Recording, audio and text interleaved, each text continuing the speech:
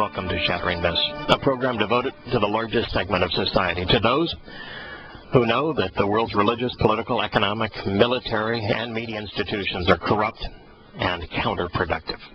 In fact, most of them are in collusion with one another. I am Yahowah. Our number, if you'd like to join us, is 877-300-7645.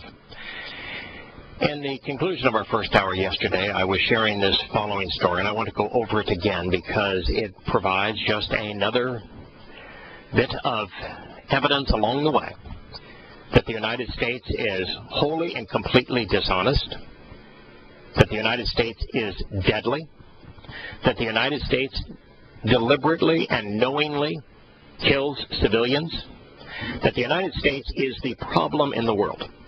That rather than being the architect of peace, rather than trying to establish democracy, the United States is a complete and utter fraud, counterproductive in every possible way.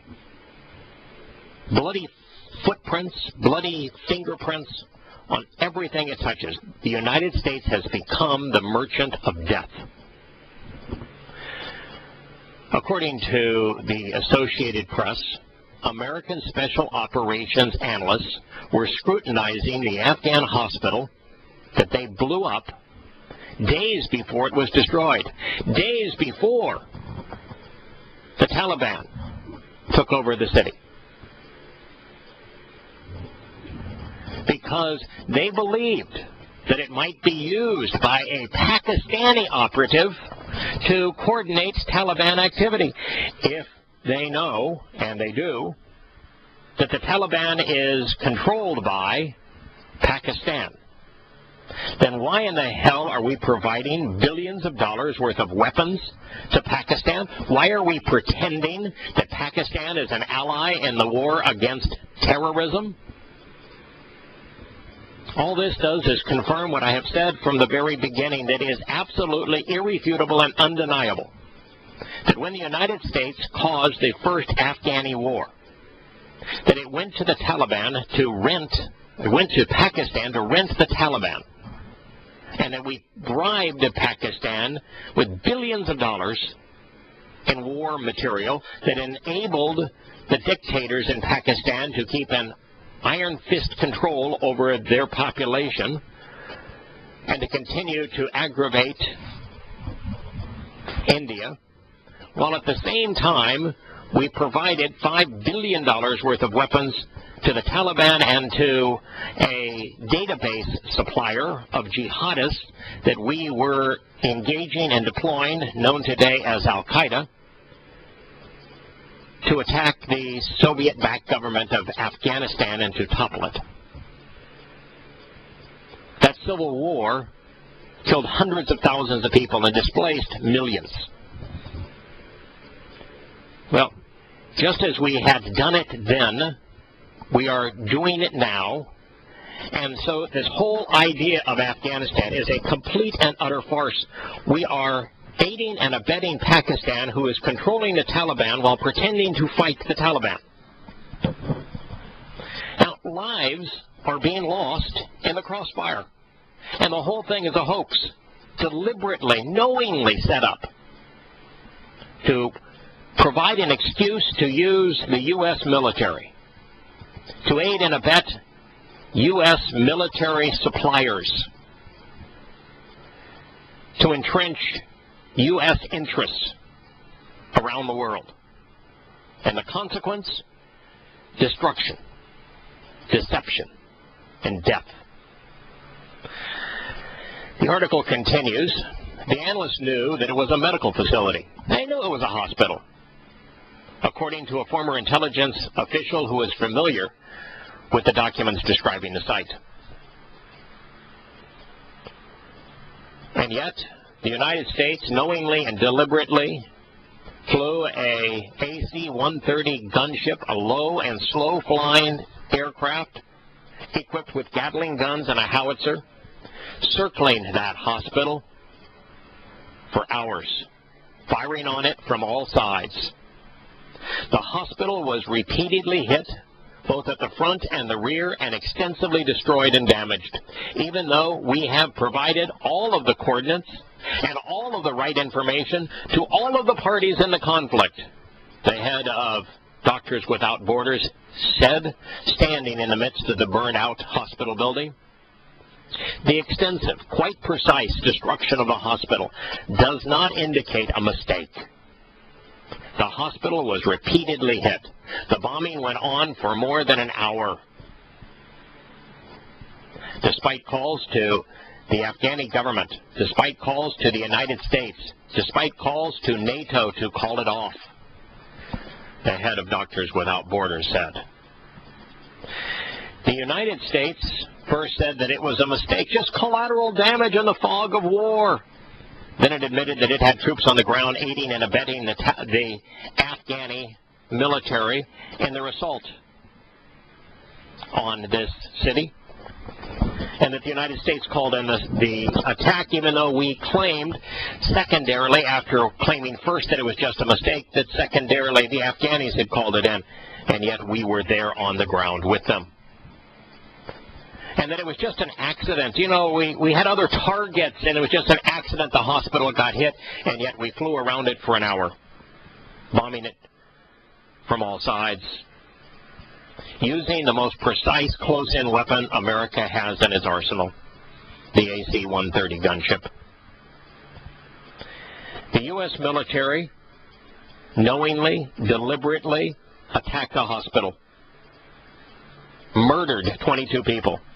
12 of them human rights advocates, Doctors Without Borders, donating their time to heal the people that America has been mutilating. All on behalf of a battle to oust an enemy that America itself created, that America itself has allied with. It is pure and unadulterated hypocrisy. Now, that's just one straw amongst a field of them.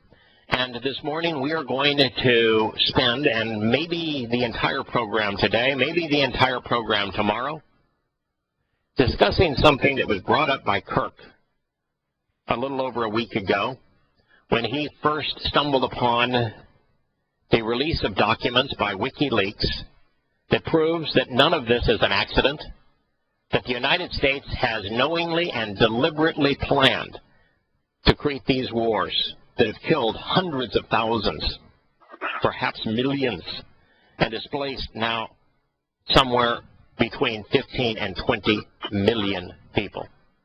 Hello, Glenn, I'm not in a very good mood today. You know, I was flabbergasted last night and again this morning as I began to read and listen to the revelations by WikiLeaks of documents that affirm everything that I've said, but far worse than that.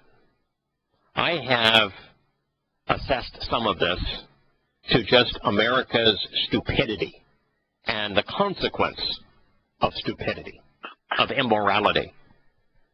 But that part is way too kind to the United States. We deliberately and knowingly created the civil war in Iraq and Syria. We did it deliberately. And we did it a long, long time ago. We've been working on it now for decades. What do you think about them apples? Well, yeah, I think, you're kicking against the goads. We're just expressing our exceptionalism, our manifest destiny. It's what America's empire is meant to do, right? You know, Assad uses the term American empire. And he says, that term is really the right term. And he says it's not an empire in the sense of the Roman Empire or the Mongol Empire, but you wouldn't expect a modern empire to be the same as an empire 2,000 years ago. He says America's empire is based upon America's influence, and America's influence is based upon its military. Do you know the United States has 1,400 military bases in 120 different countries around the world? Yeah, and Putin pointed that out the other day. He says that I'm the aggressor. He says we have foreign bases in two countries, like Kyrgyzstan and somewhere else. And they said, and I'm the aggressor. Think back to the Chinese rhetoric about American hegemony dating into the 70s.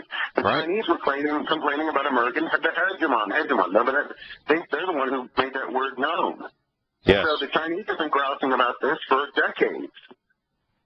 Yes. You know, and now we're still goading the Chinese with this South China Sea Island stuff, you know, with the, you know, territorial waters versus, you know, international waters. So the Chinese can't build islands to extract oil in the South China Sea, but the United States can have 1,400 military bases in foreign countries.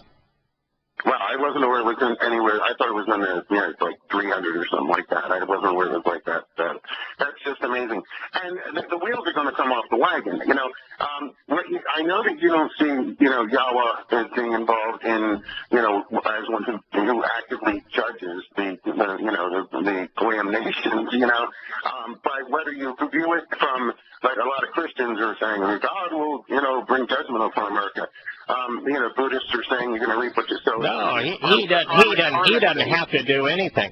We are our own worst enemy, and it's not, you know, and so much of this over the past 3 or 4 or 5 years, maybe even 10 years, I've given the cause and consequence of Afghanistan, of 9/11, of Iraq, of Syria. I've given the cause and consequence of Libya, of Boko Haram, of the Islamic State, of al-Nusra.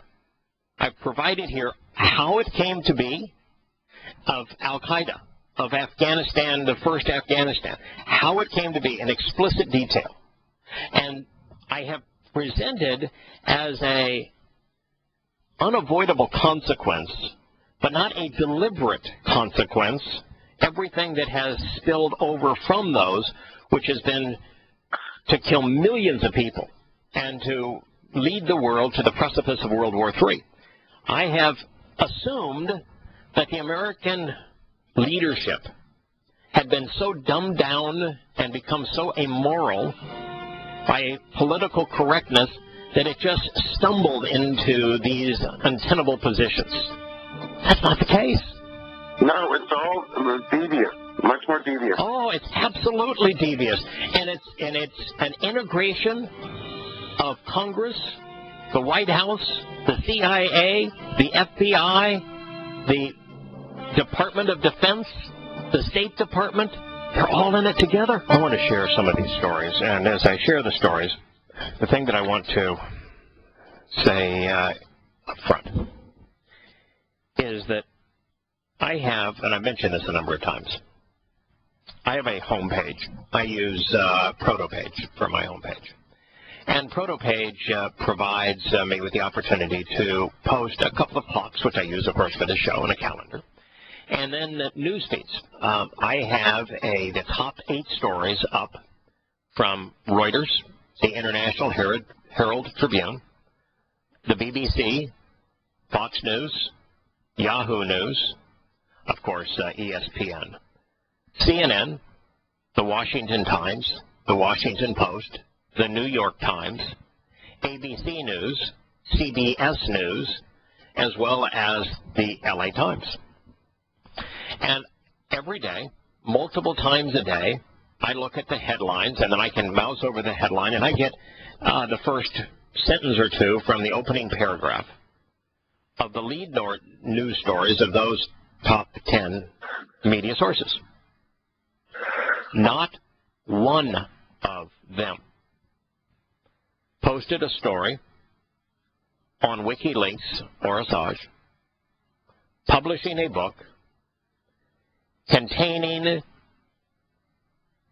cables from the United States, from the CIA, from the State Department, from the Department of Defense, including the White House, under the Bush administration and later those under the Obama administration,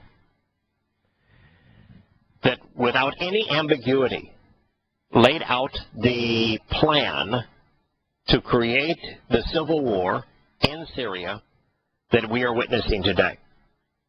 And that the first of those cables preceded the Syrian civil war by several years. That it goes back over 7 years ago, before the Arab Spring. And it describes exactly what happened and no unequivocal detail. The United States deliberately wanted Assad to go and wanted to create a Shia-Sunni civil war, bringing in jihadists, arming both sides to take down the Assad regime. Between Iraq and Syria, you're dealing with close to 1 million innocent lives lost.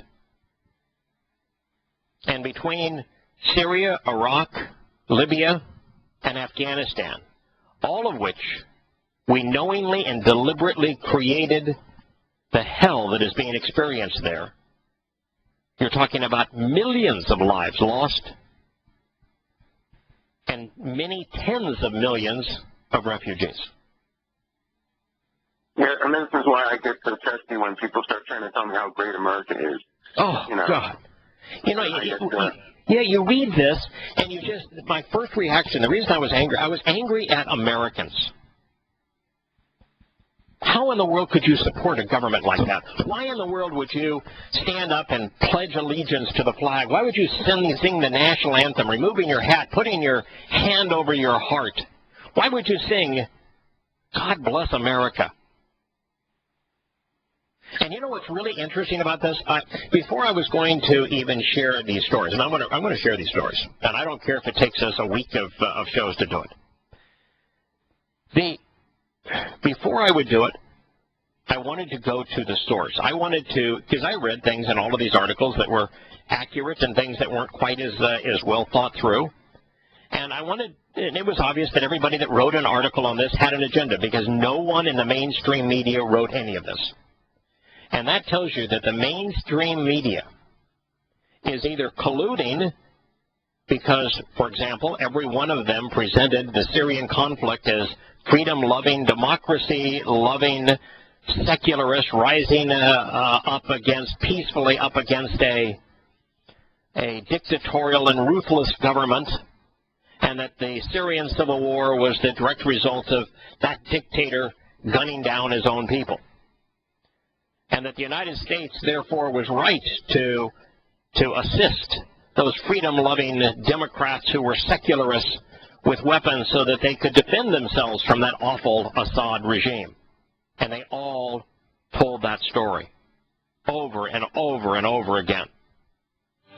Even though we reported on this program that it was all nonsense.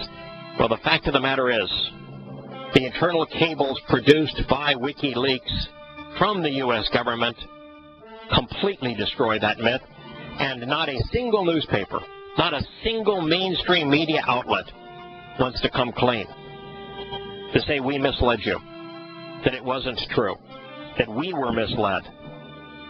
Not one. So there's two things I want to make perfectly clear. One, the WikiLeaks release of information explaining how we got into the mess that the world now is experiencing in Syria, where you have the United States and Europe in partnership with Turkey, Qatar, Kuwait, and Saudi Arabia, fighting a war against Iran, Syria, Russia, and China, displacing tens of millions of people, causing the worst migration crisis, the most catastrophic migration crisis in human history,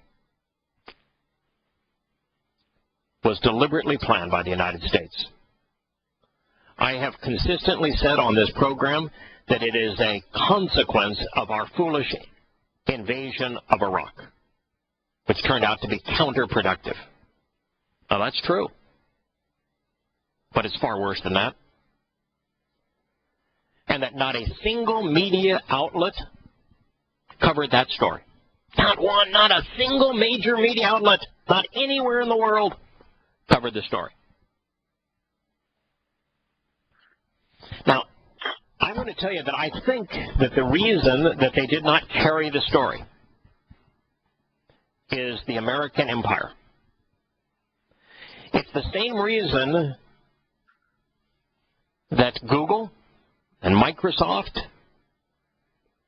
and Facebook and Apple are unable to tell you that the U.S. government, its NSA, CIA, and Justice Department, I should say lack of justice or injustice department, have threatened them, have threatened the executives of those companies, that if they disclose what they have been forced to do by the U.S. government to deprive Americans of their privacy, that they will be prosecuted. And the same thing has happened with the media. The executives that run the some 200 major media outlets in the world, particularly those in the United States and Europe, have been told, if you like what's happening to Assange of WikiLeaks, that's what's going to happen to you. If you like what's happening to Eric Snowden, that's what's going to happen to you if you publish any of these stories. And don't think for a moment it isn't true. In fact, it was just learned that the United States was active in creating the lie of rape charges against Assange. And yet the British hold him up because the British, being a puppet of the United States and complicit with the United States in all of this malfeasance, spend tens of millions of dollars worth of their taxpayer money to imprison him in the Ecuadorian embassy there. Yeah, the Ecuadorian embassy, then they just cut back on the security because of the costs of surrounding the place so much. I guess I kind of wonder about that. If he could actually find a way to, slip out, get smuggled out of the country, he'd love that. But for the moment, that's his safest place. Yeah. The second thing I want to make clear here is that I recognize that since not a single media outlet covered this story, which means that the U.S. media is complicit with the U.S. government, probably through threat by the U.S. government, but still not an excuse. No. That when you read secondary news outlets, you have to be very careful. That there are so many published stories that make their way through the Internet that when I read this story that I'm going to share with you next from Headline News, my immediate response was, okay, these claims are all accurate, but where's the proof? And so the first thing I did is I was told that I found out that Assange did a very long interview in English in the Ecuadorian embassy on the Syrian chapter of his most recent book. And so I listened to it all this morning. I would encourage anybody who's interested in this to listen to it. He affirmed all of this, but not only did he affirm that the proof was there in the published American documents. These are, and he released hundreds of thousands of American documents and cables. And not only is the proof there, when you listen to Assange talk about them, and I've read them now, he says, the difference is that most of the time you get a State Department or a CIA or a Justice Department document where they're trying to do something that they know is really not quite above board.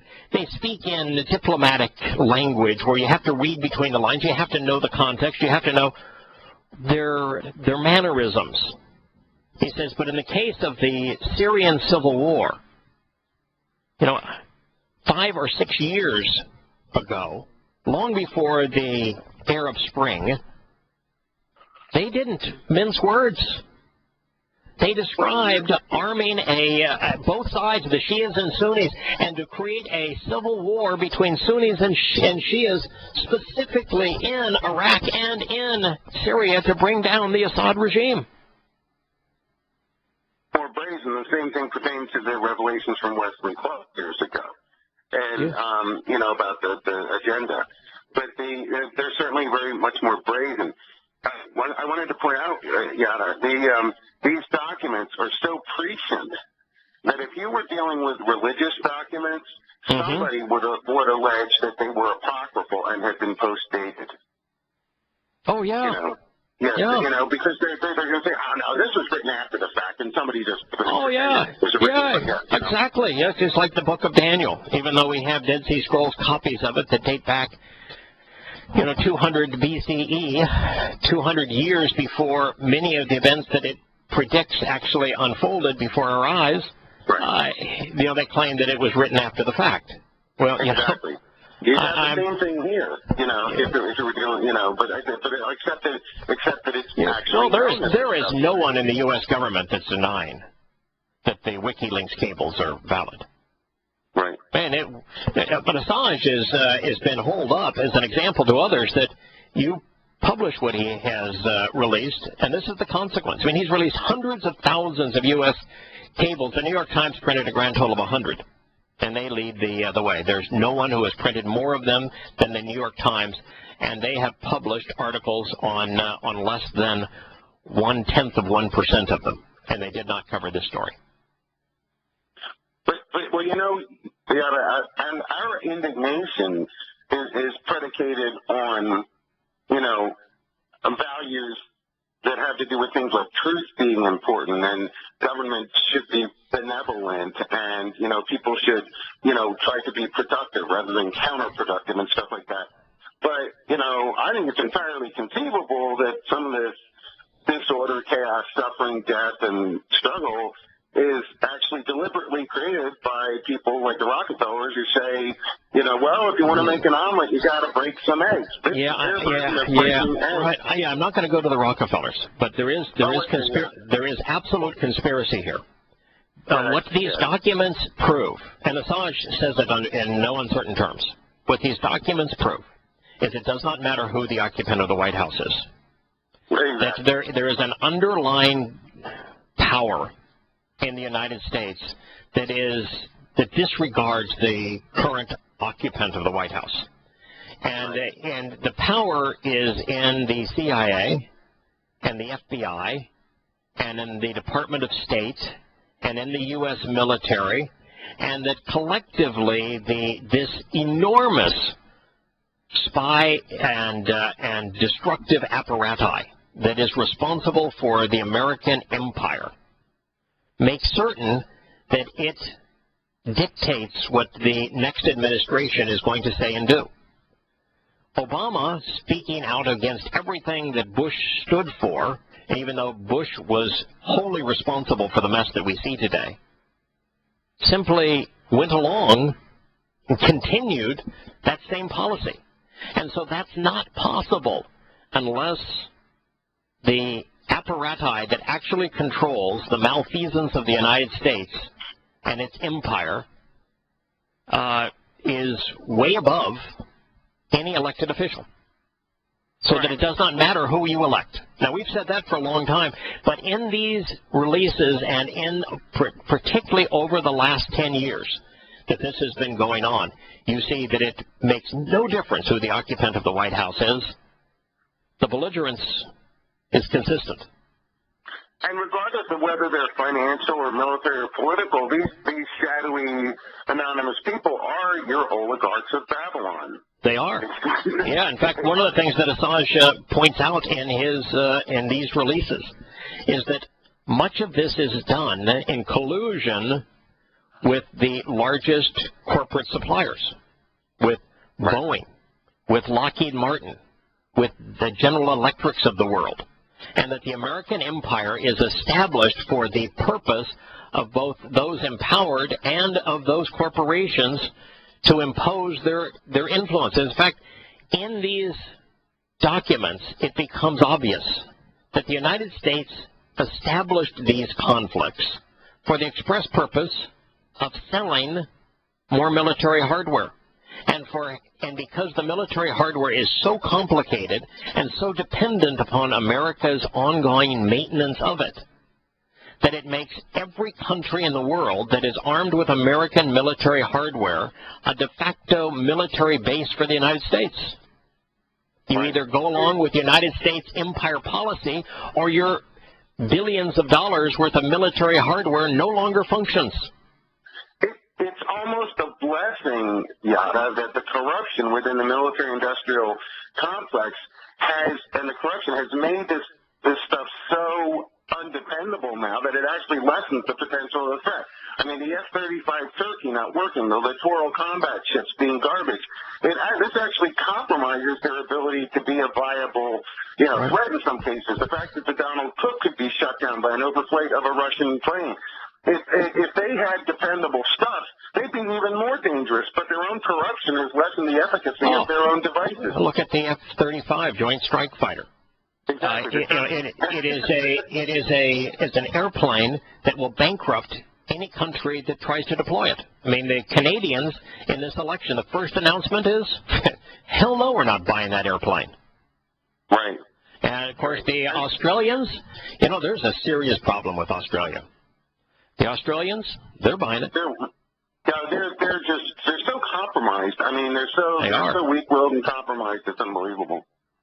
Yep. You look at the Australians. That was America under Obama established a military base in Western Australia for the express purpose of changing America's military might so that it was focused on China. But so it's almost fortunate, it's a good thing that the military stuff doesn't work as designed, because then they would be even more ruthless with it. The fact that it's such a mess actually probably limits some of their outreach. Yes. Oh yeah, our own ineptitude and corruption has created a military that is so onerous, so burdensome.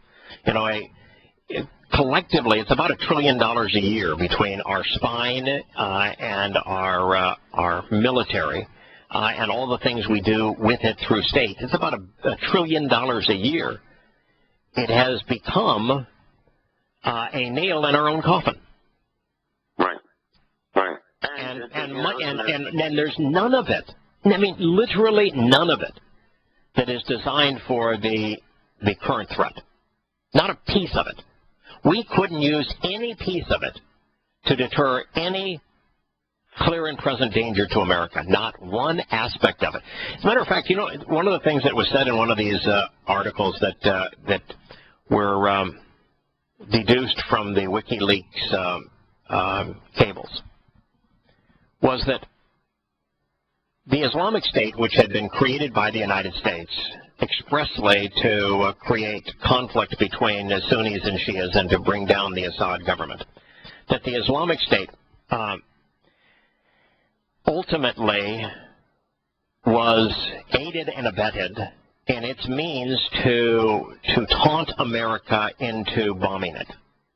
And that the fake videos of the fake beheadings that I said, and we talked about on the show, that they were clearly photoshopped, and that those were used by the Obamanator as the excuse for bombing the Islamic State, just as the gas attacks were used as Obama got up and said that these gas attacks perpetrated by Assad on his own people showed that America is in the interest of America to bomb the Assad regime.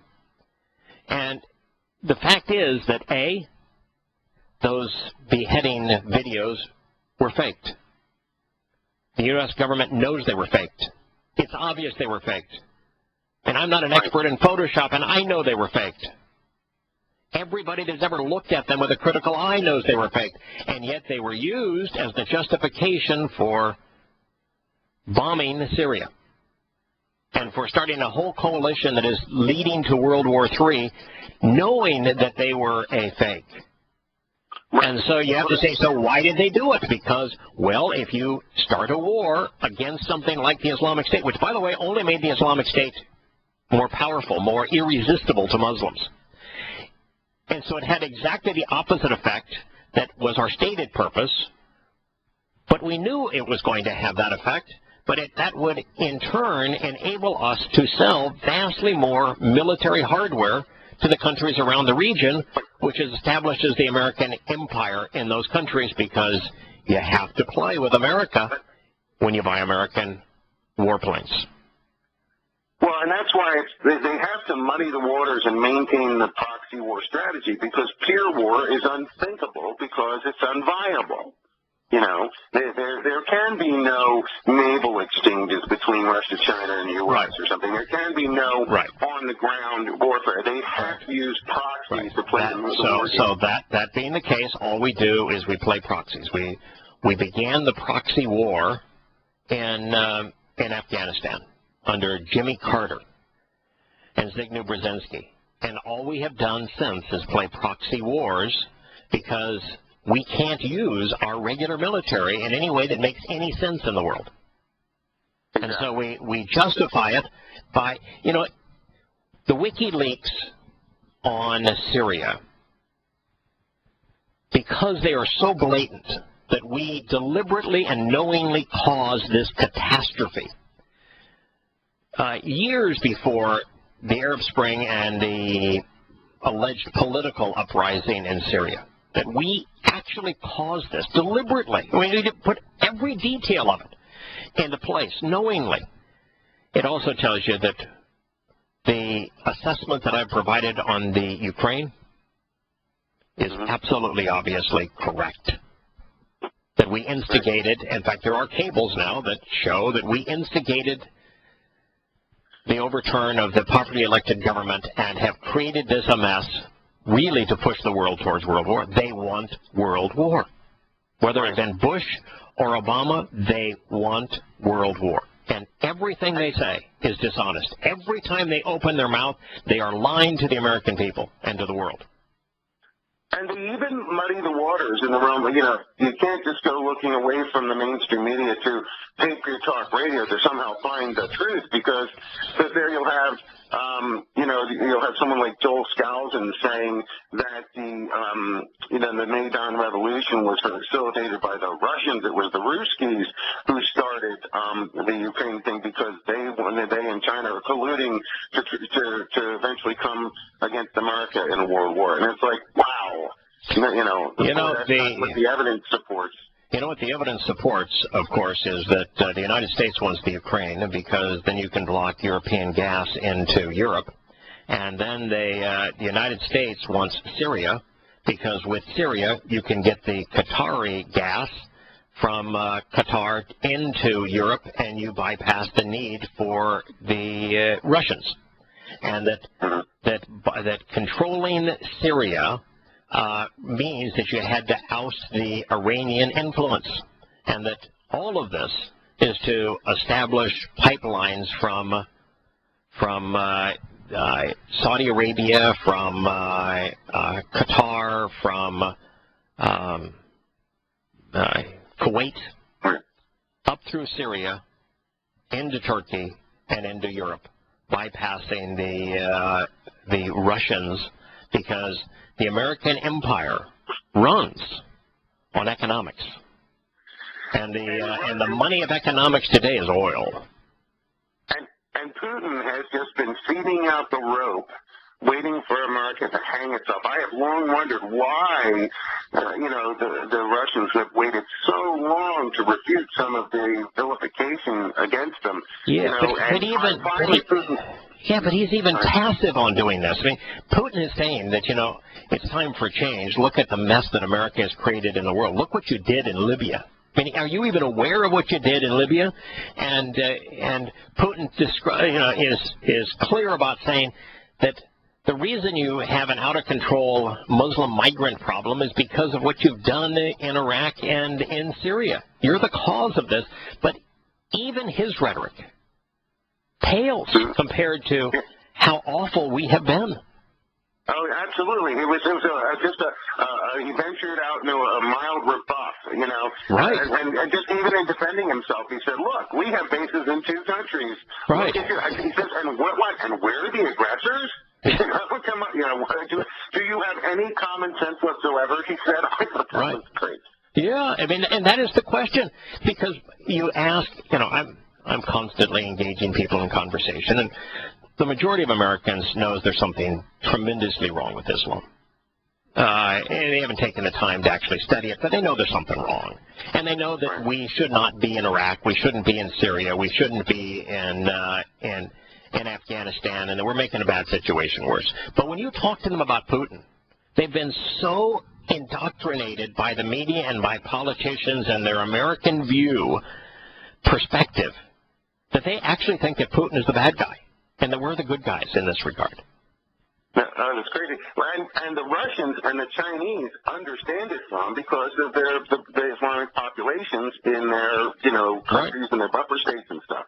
And, yeah, I think that's only true to, I think it's true to a point. A little better. The fact of the matter is that the moment that the Russians put troops on the ground in Syria, the Russians created what will be a fatal mistake. Do you think? Oh, absolutely. Okay. Yeah, there is no military that can engage against Islamic Jihad and prevail. Well, I mean, there's only two weapons that can be, because of the numbers, because of the tactics. Because when you bomb jihadis, you are absolutely going to do what America did. Now, America did it deliberately in the hospital. But you're absolutely going to kill innocent people. And the Muslims are going to use the West killing innocent Muslims as a cause célèbre to recruit more jihadists. And so everyone you kill manufactures 100 more. You can't win with bullets and bombs. And matter of fact, even if you only kill jihadists, you can't spend millions of dollars, in the case of America, probably hundreds of millions of dollars for every jihadist you kill.